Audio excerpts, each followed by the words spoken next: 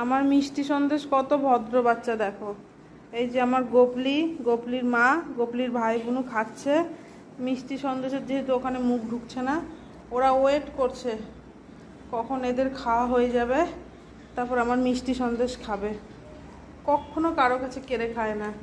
আমার সন্দেশ বড় ভদ্র বাচ্চা, আরে লক্ষ্মী বাচ্চা। আর এই যে আমার মিষ্টিটাও লক্ষ্মী বাচ্চা। লক্ষ্মী তো না, এগুলা নারায়ণ বাচ্চা। কখনো কারো কাছ থেকে কেড়ে খায় না।